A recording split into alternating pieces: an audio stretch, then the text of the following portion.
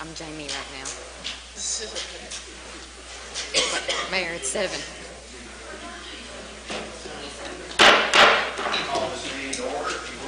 And join me in the Pledge of Allegiance. Pledge allegiance to the flag of the United States of America, to the republic for which it stands, one nation, under God, indivisible, with liberty and justice for all. Councilmember Hammers will lead us in prayers as we begin tonight. Let us pray. Thank you for giving us another day. Give us the wisdom to make the right decisions for everyone. Be with all our men and women in the military that are protecting our country. In Jesus' name I pray. Amen. Thank you. Clerk, if you would please call the roll. Lowry. Here. Honeycutt. Here. Dickinson. Here. Norris. Here. Oliver. Kirkpatrick. Here. Gross. Here. Harris. Here. Neal. Here. Gauntz. Yes, sir. Witcher. Here. Hammer. Here. 11 present. Thank you. We should have a copy of the minutes from the October 22nd meeting. Are there any additions or corrections to those minutes? That being the case, I'll entertain a motion to approve. Motion. Councilmember Norris, and second for Councilmember Kirkpatrick. All in favor signify by saying aye. Aye. All opposed, motion carries. Thank you. One little wrinkle tonight, we've got a woman in the back with a great big check, and therefore we're going to alter the agenda. Chief Howie, if you would like to address the council to speak to this. Certainly, Mayor. As you know, the Glasgow Police Department, we do a lot of car seats, and we've been getting those through a grant. And those grants are slowly dwindling. April's still trying to find us more money. But TJ Sampson and part of ASAP has stepped up to the plate to help us out, and they're here tonight to present us with a check to help buy those car seats for those people that are unable to afford car seats. And so I'm going to ask Katie Shepard, who is the new ASAP person and the marketing person and the go-to person at TJ Sampson, to come forward and say a few words, and then we'll take her money. Yes. He already has the real check, but this is just for photo opportunity, and we're excited. We do a lot of collaboration and with the police department and just different things in the community, and we're just happy to have this opportunity to work together. So, thank you. All right. Thank you, Katie. And Thank you all.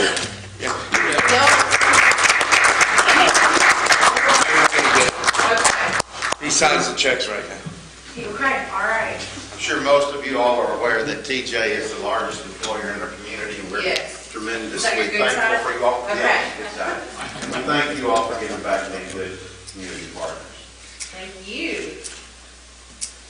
Mayor, just to speak some more, we, as the police department, could not do our job without partnerships and collaboration with other agencies, the community, and so we're just thankful to have that partnership. Thank you. Thank you all for having me.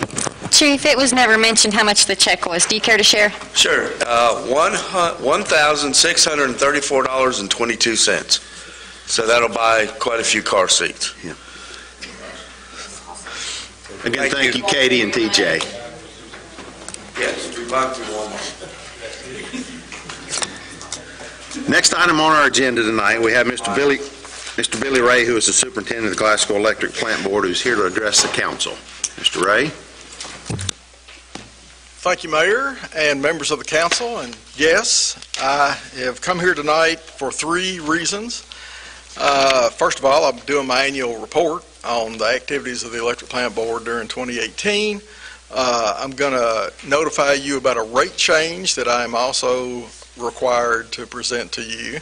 And I don't see them laying in front of you, but the audit report has been provided to the city. I don't know if you all have them yet, but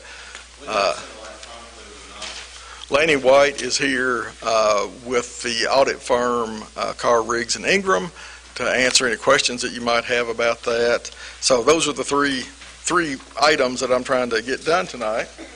And I will try not to take long doing those. But first of all, the report on our activities for 2018.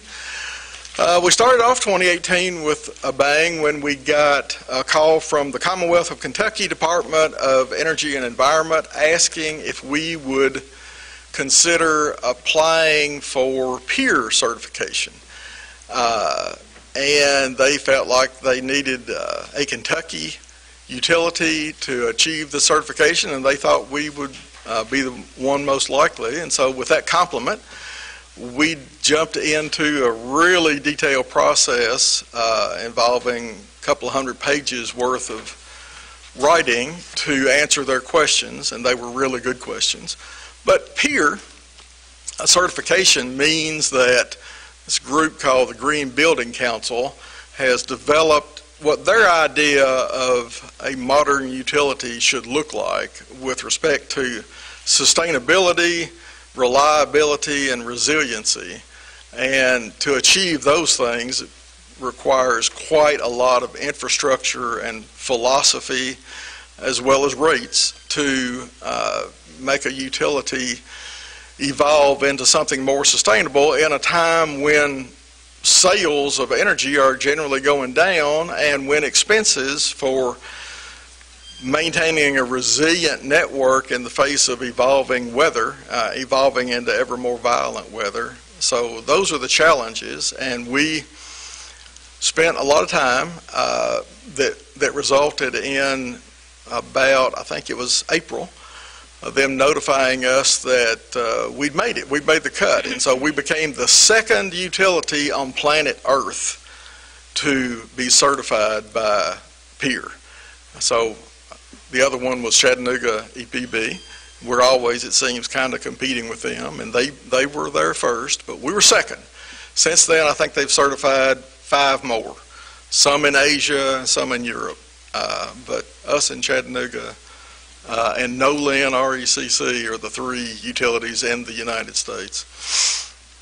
Now, a lot of what resulted in that certification was infrastructure, as I said, but not just infrastructure involving as in this one-page handout that you've got, involving the 12,000 electric poles and 1,400 miles of cables and lines, but also infrastructure relating to, in this case, personnel. We have 48 people on our team, and a lot of them are certified geniuses. For example, this slide here is representative of the portal that we have developed that interprets meter data and presents it in a format that any of our customers, anybody with access to the internet, and over 80% of our customers do have that, but we know because they buy it from us, and they can download this or go to this site. It's real-time data, tells you just about everything you could possibly want to know about the energy usage at your home, both today, throughout the year, or just about any other way you might want to look at the way you use energy. The Pier people were very impressed with this. I'm crazy about it, but unfortunately, even though it's free and even though almost all of our customers have internet access, there's only about 2,000 customers so far that have signed up to use this. We got 8,000 customers, so 25% of them have signed up to use this, and of that 2,000 people, about 100 look at it fairly regularly. So it's a great asset, and one of the reasons I'm talking about it tonight is that I'd like to raise the awareness of it and get more people to utilize it. During 2019, one of the things I hope to be reporting on a year from now is significant upgrades to the portal so that it delivers even more information about your energy usage and what you might be able to do to help mitigate that usage and save money on your bill. We're hoping it'll do things like recognize unusual usage patterns and send you a message saying, hey, you might want to get somebody to look at your heating or air conditioning. Something doesn't seem to be right. Your water heater may not be doing the right thing. Just trying to extrapolate from the data and make some predictions. That's not an easy thing to do. Luckily, I've got brilliant people that if anyone can do it, they'll figure it out. Beyond the electric business, we also have a really growing internet business, and in 2018 it continued to grow. This graph represents, going back 10 years, the different speeds that we have offered through our internet service and how we regularly upgrade those speeds. We've spent a lot of 2018 working with the board to get permission to spend more money to upgrade the internet system so it can continue to go faster and faster. We plan on rolling out that upgrade around the end of the year. We've got equipment being installed as we speak. We've got more fiber being pulled to more neighborhoods as we speak. And so we're waiting on the completion of the upgrade of the equipment and the installation of more fiber so we can do some testing to see how much we can upgrade those internet products at the end of this year. It is, an amazing business that we got into just kind of because we could in 1995, and it has now pretty much become the tail that wags the dog. It grows faster, far faster than the electric business. And we probably get calls about an outage faster on the internet business than we do on the electric product as well. So who would have thought it would have grown like that, but it has. Another way it compares to the electric business is that in 2018 we were able to get a third internet provider. So now the way we go to what we call the cloud, the internet, from Glasgow, is that the Blue Circuit goes to Nashville. We, along with some other municipalities, own fiber that goes all the way to Nashville to tie into a internet access provider called Level 3. And then we have a circuit from AT&T that is homed to the north to an access point in Louisville. And this year we developed that red line through Windstream that carries some of our traffic to the east, to London, Kentucky, along the I-75 corridor. You probably don't notice it, but because it's all underground, why would you notice it? But every interstate corridor is a huge arterial route for the internet. The right-of-way of every interstate has an unbelievable amount of fiber buried alongside the roadway. And that's how the internet works. That's how it connects all these different cities. Is it follows, at least in North America, follows the internet, the interstate highway system. We now have three, thinking about more violent weather, we've got three different redundant routes to go to the internet. So if we lose any one or two of those, we're able to still limp along and keep all the ATMs in town and the point of sale machines and all the various things that we serve internet to that make our economy work. So we have pretty much the same redundancy now with a fairly new product, internet, as we do for electricity. I mean, we've got three different feeds for electricity from TVA, from East Kentucky Power, and from Warren RECC. We don't split that up. Those stand by, we buy from TVA day in and day out, but in an emergency, we could fail over and feed some of our load from those two other sources. We're also in the cable TV business, and it is something that we're proud of, especially our rates. And as you can see on this slide, an independent research group, Leichtman Research Group, says that the national average cable bill in these United States is $107 a month. In Glasgow, it's $71.20. So we're saving customers 33% per month on their cable TV bill. And that, multiplied by the number of customers that we have, times 12 months in a year, results in about $3 million a year that remains in the pocketbooks of our customers compared to if they were having to pay for cable from a private cable company. And that national average of $107, I know, is spot on. You don't have to go far away to find that. Just go to Bowling Green, Edmonton, Scottsville, close places, and you'll discover that $107 average is spot on. It's a difficult business to maintain low rates because it's a lot like the power business. Almost all of our cost goes to pay the programmers. And the programmers are a greedy lot.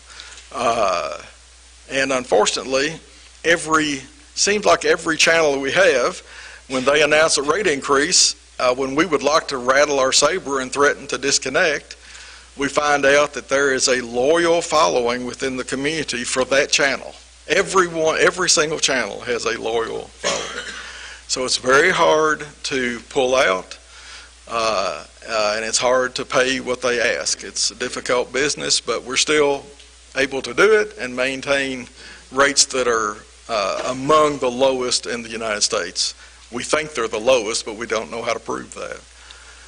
But they're at least 33% lower than the national average. Of course, in the electric business, we still do a lot of science. We still do research for other entities where we continue to use rates and technology to reshape the community's demand for electricity. And we're learning how to do that better all the time. In fact, the result of that work has produced these two curves. If you're not colorblind, you can see that the green curve represents the most recent completed year. We have 12 peaks per month, per year, one per month. And in 2017, the green line represents the average peak day in Glasgow, and the red line, the upper line, represents the way the load shape was before we started using rates and technology to try to reshape it.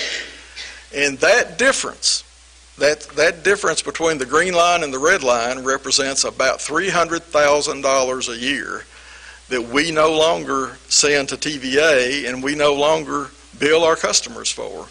So that's another $300,000 contribution to our local economy that the technology that my team has been able to put together makes possible.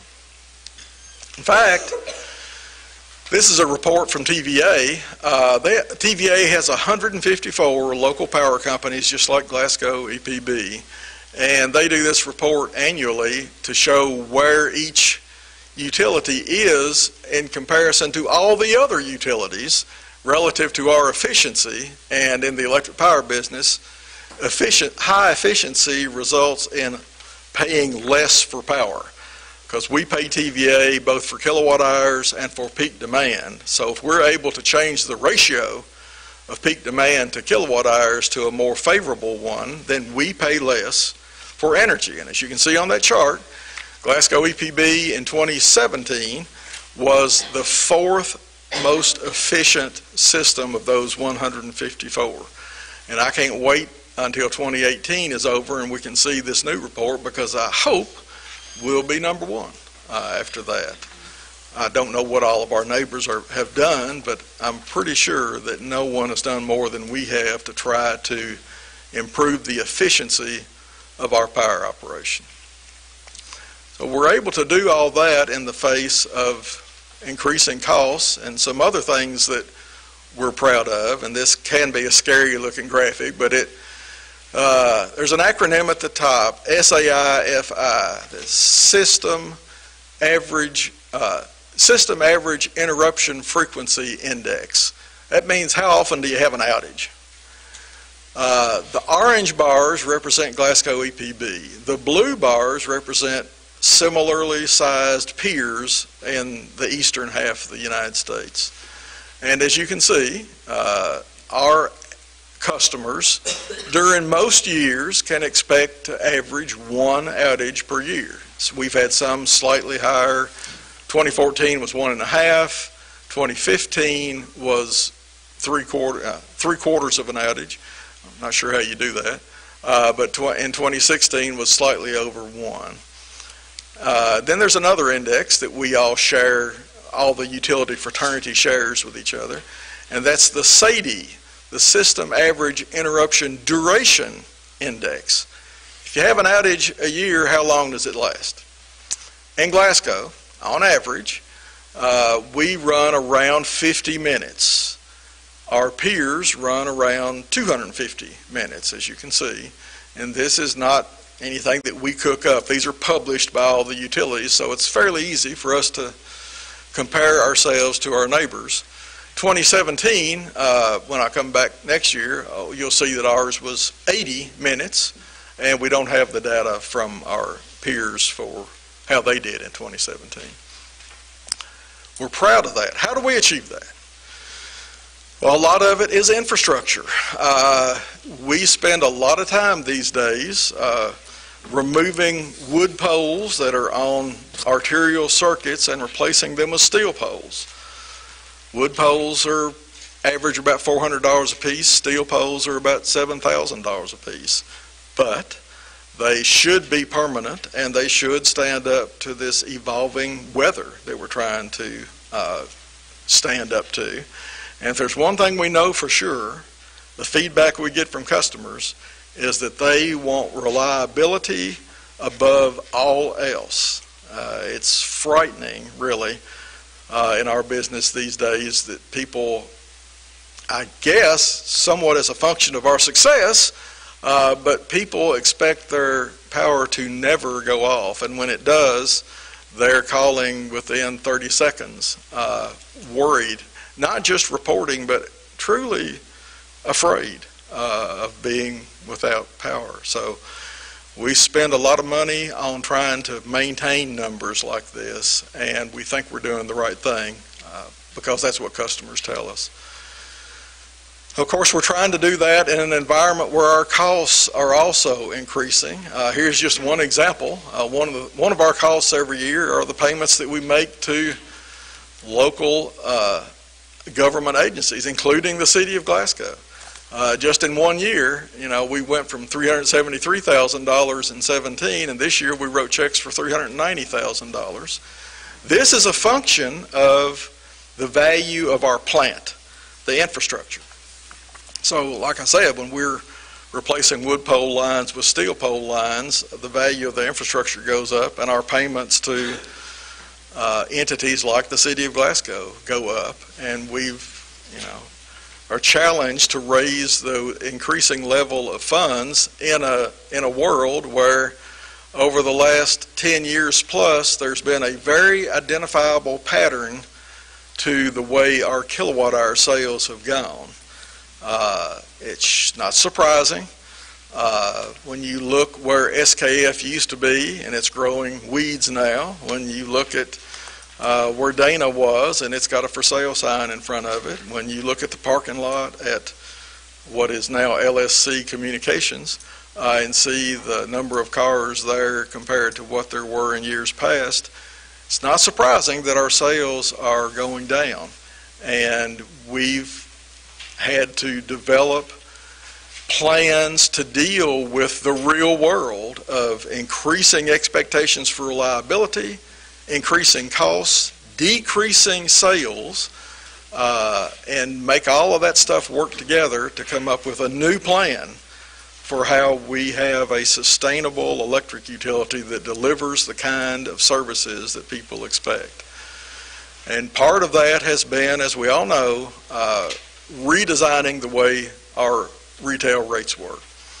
And so I'm moving into the second element of my discussion tonight as I'm reporting to you on what the board, after considering this on 7 consecutive board meetings, examining the data on how our different rate schedules perform and how the people in each of those rates consume energy compared to what they're charged for energy. And the result is, as you can see, was this working? Well, I was going to use the laser pointer, but I couldn't get it to work. We have 2 residential rates, both the variable rate and the relatively new residential flat rate. Each of those is going to get a $5 customer charge increase. That's simply putting it back to where it was before we lowered it by $5 a year ago.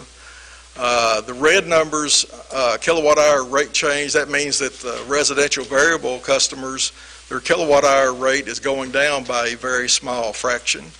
And the flat rate customers is going up by a small fraction. Reason? Well, it was fairly easy to predict consumption when we put everybody into the same rate structure because we had all the data on all the customers together. It was quite a lot more difficult when we created in late 2016 a new rate that had never existed. We had to guess who was going to sign up for that rate and what their consumption would be like. And as you might imagine, we erred a little bit, and so that kilowatt hour rate needs to go up 0.866 cents. Same deal, small business, the variable rate, it has a $5 customer charge increase and a small 0.44 cent kilowatt hour charge decrease. Small business flat rate is a $5 customer charge increase and a 1.17 cent kilowatt hour increase. Medium commercial, these are the size customers that, grocery stores and larger retail facilities, some small manufacturing. Their customer charge is going to go up by about $25.90. No other change for them except a 3-cent increase in their demand charge. And then finally, the largest of the large customers are going to see a $272.77 to be precise, increase in their customer charge, no change in their kilowatt hour charge, and a 1 cent change in their demand rate. All of these numbers are a function of 2 things. The $5 increase is made up of, first of all, a $2 new charge from TVA that they call a grid access charge. So $2 of that comes straight from TVA. $3 of it comes straight from the fact that it's been 4 years since we did a rate evaluation of how the different classes were doing about paying their own way. And so the balance of these increases are the result of that in-depth study and 7 months of increasingly intense discussions with the board to get their directions on how we should collect the revenue that we were short. and this is the result. Obviously, this is a simplified result, but this is the one that TVA has now approved, and we intend to implement January 1, 2019, with the bills that people will start getting in February for their January consumption. Finally, the third element of my discussion is not going to happen, apparently, but I don't know if I lost the battery in it or what. But it has to do with the audit, again, which has been delivered to you. It's a very weighty document, 80 or so pages of audit. It looks a lot like the city's audit. Probably 3/4 of the pages in it have to do with CERS and the Commonwealth of Kentucky's lamentable situation with respect to their retirement system. Lanny with CRI is here if you have any questions about that. But that is pretty much all I've planned for you tonight. I'll be glad to answer any questions that you have. Before we go on, Ms. McFarland had a family emergency, wasn't able to be here tonight, and I appreciate John stepping in that circumstance. But she does, in fact, have the audits for both the electric plant board and the water company. Those are downstairs, and we'll get those passed out to you. But as he said, Lanny is here and could answer any questions or concerns that you might have without seeing that audit. But those are available for you, and we'll get those to you. Any questions for Mr. Ray? I got a question and then a comment. The question was, it was in 1990 where I got a call from my partner in Miami that said, I had this thing across CNN that you're the most wired city in America. Would that been in the time frame? It was Glasgow? In that neighborhood, Councilman. We got a fair number of appearances on national media in 90, 91, 92.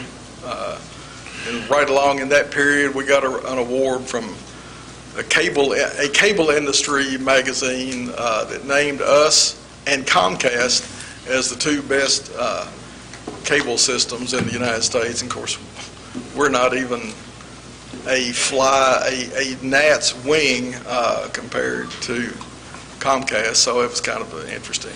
And the reason I asked that is, I mean, until you really look at all this stuff, if we're in the top 4, top 3, 33% cheaper, if you were in the world I used to live in, I would get the mayor to write a check, blank, for you to take back to your 48 people that work there, because this is unbelievable. I mean, if you've never been outside of Glasgow, Kentucky, and dealt in different states and different environments, I mean, this is truly commendable to you, your board, the 48 people that works down there. It's truly unbelievable. And I as one, say thank you, and thank you to your people. I wish all 48 of them were here, because if anybody thinks anybody's doing any better than this, you know, I would challenge that. So thank you, and I appreciate it, would be what I'd want you to hear. Thank you, Councilman, especially on behalf of my team. They like hearing stuff like that. Doesn't happen real often, so it's welcome. Anything else? Yeah, on this peak demand, we're going to have 4 peaks per month, right? Every month? You only have 1 peak per month, but the rate allows us to use 4 days where we might predict one. And I'm glad you mentioned that, Councilman, because there's an ocean full of misinformation about how the rates work. And one of the most troubling is when people suggest that we determine when the peak is going to be, as if we had the power to know that.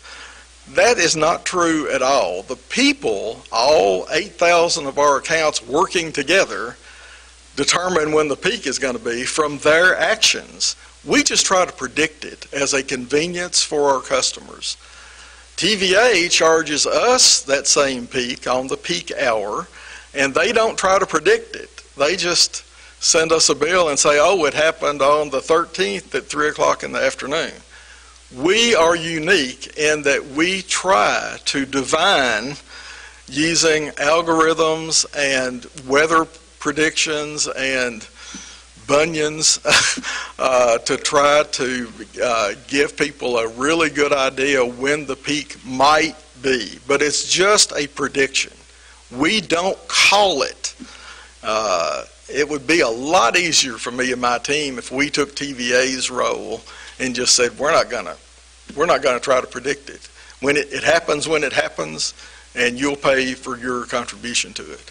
But so far, the board has elected to task me with continuing to make those predictions, and we can do 4 a month. It's kind of like being mad at Lowe's when there's a hurricane and all the lumber's gone. You know, people get mad because lumber prices goes up. It's similar to, they get mad. It's not you making the decision for the price of it. No different than Lowe's. They're just buying lumber once they've gone through a hurricane. That's probably the best analogy I could think of. I mean, it's a difficult science. And although, you know, in 28, I think, I could be wrong, but I think in 2018, which we're predicting one in the morning, so if we're right about that, I think we will have been right 7 or 8 times and wrong 2 or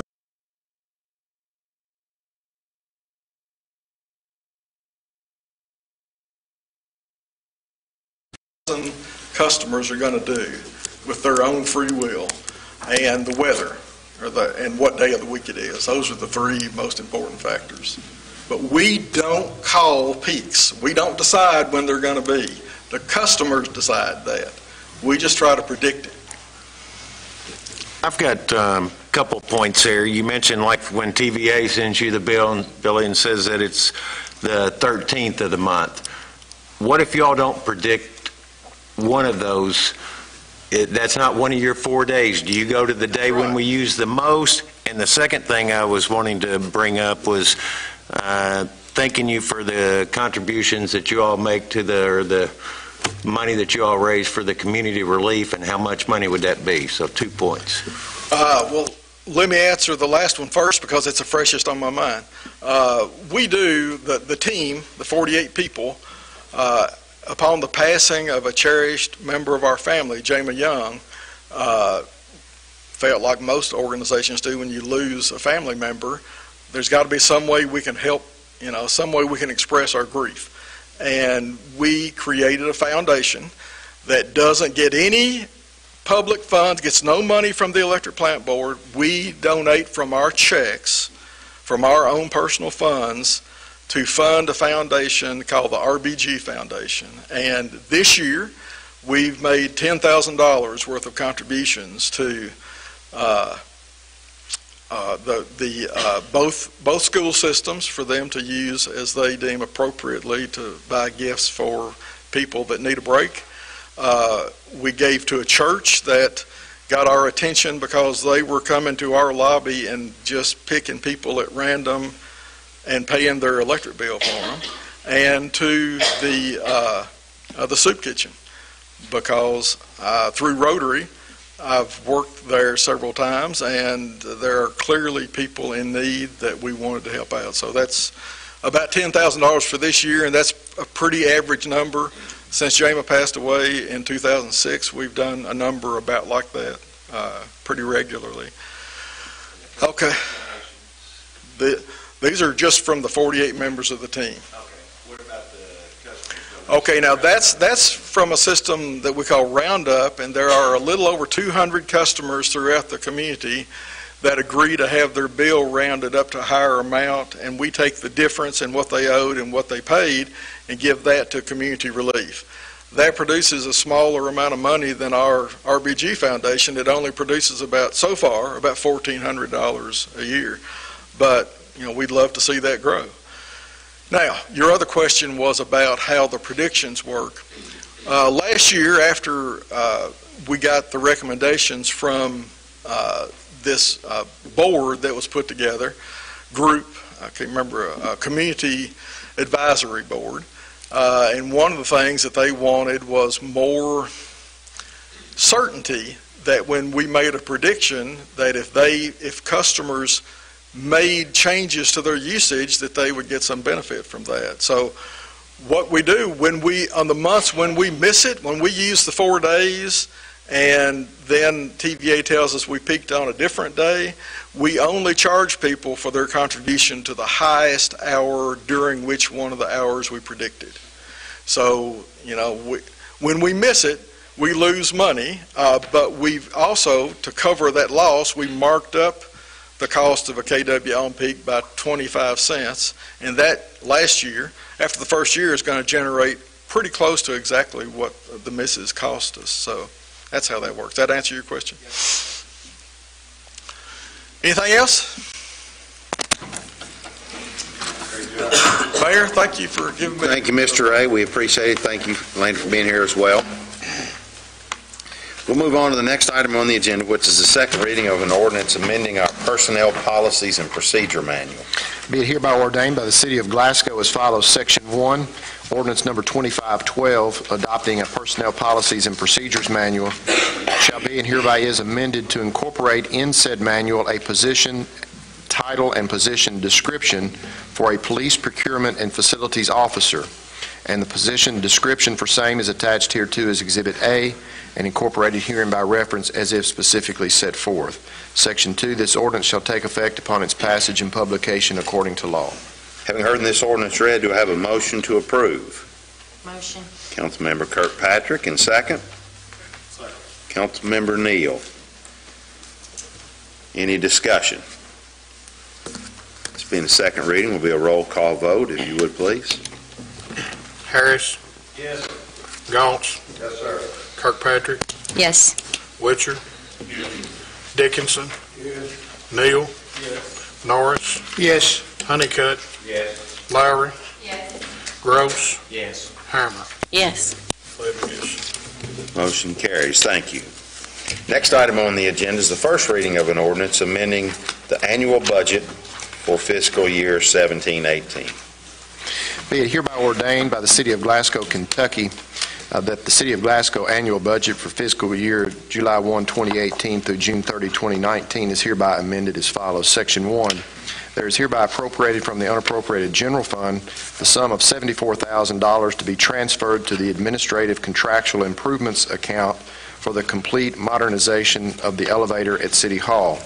Section 2, there is hereby received from the Department of Homeland Security federal grant monies in the amount of $172,286 into the General Fund Fire Department Federal Money Account. Section 3, there's hereby appropriated from the unappropriated general fund the sum of $180,901 to be transferred to the Fire Department Technical Equipment Account for self-contained breathing apparatus. Section 4, this ordinance shall take effect upon its passage and publication according to law. Having heard this ordinance read, do I have a motion to approve? Motion. A motion by Councilmember Hammer, and a second? Second. Councilmember Norris. Any discussion? All in favor signify by saying aye. Aye. All opposed? Motion carries. Thank you. Next, we have a resolution for the City of Glasgow to make an application for a firefighters grant.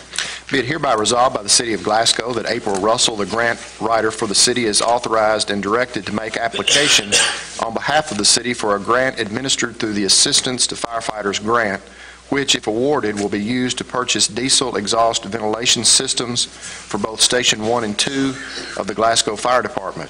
The total request is $81,000, with the federal share at $77,143, and the city's share in the amount of $3,857. Be it further resolved by the City of Glasgow that Dick Doty, Mayor of the City of Glasgow, is authorized and directed to execute any and all documents necessary in order to make application for this grant.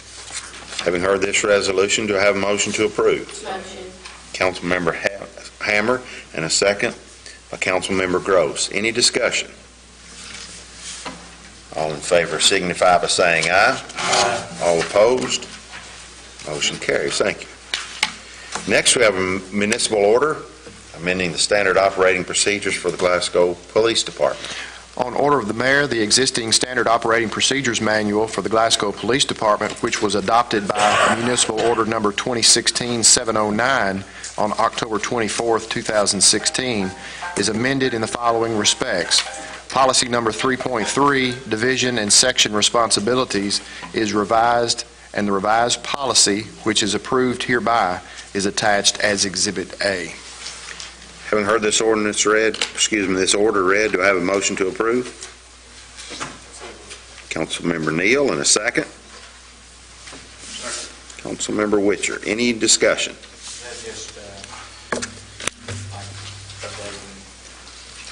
Chief Howie's here, and he will address that if you'd like, Councilman Groves. So earlier tonight, you all approved the second reading of the job description for the new police facilities officer. That removes the deputy chief's position and replaces it with the procurement and facilities person. It also divides up the sections within the police department. In Section B, where it said support division, there used to be 3 sections. There's now 4. We moved the school resource officer program into the support division with the investigations. Animal control remains with the patrol division. It just balanced it out, and it made it easier. Other questions of Chief Howie? That being the case, we have a motion and a second. All in favor signify by saying aye. Aye. All opposed? Motion carries. Thank you. That's all the action items that we have on our agenda tonight. We have several announcements. The first of which is the annual Christmas parade will be Saturday, December the 1st. That'll start at 6 p.m. at the Glasgow High School. You can contact the chamber for more information. Santa's House on the Square is set up, and it will open Monday, December the 3rd. That will run through Friday, December the 2nd each night from 5 p.m. to 7 p.m. and Saturday, December the 8th through Sunday, December the 9th each day from 12 noon until 6 p.m. That's in front of the courthouse, and you could come and visit Santa, have pictures made, and tell them about your wish list. The South Green Elementary School is going to present Mary Poppins Jr. on December the 6th and December the 7th in the Glasgow High School auditorium. It will start at 6 p.m. each night, and tickets are available by calling 651-3806. The Far Off Broadway Players present the musical comedy Another Night Before Christmas. Those dates are December the 7th, 8th, and 9th at the Plaza Theater, and the times may vary or will vary. Tickets are $12, and you can check the Plaza website for details. Christmas Songs and Stories with John Barry will be Saturday, December the 15th at 7:30 at the Plaza. Tickets are $40 for the main floor and $30 for the balcony. Again, more information is available on their website. The Glasgow Community Band Christmas Concert will be held Sunday, December the 16th at 2 p.m. That will also be at the Plaza Theater, and that is a free concert, and all the public is invited. Blackstone Cherry will be performing at the Plaza Theater on December the 21st at 8 p.m. Limited tickets are available. The date of December the 22nd at 8 p.m. is sold out. Only tickets available for the 21st. New Year's Eve at the Plaza Theater will feature the Kentucky Headhunters and Artemis Pyle Band with special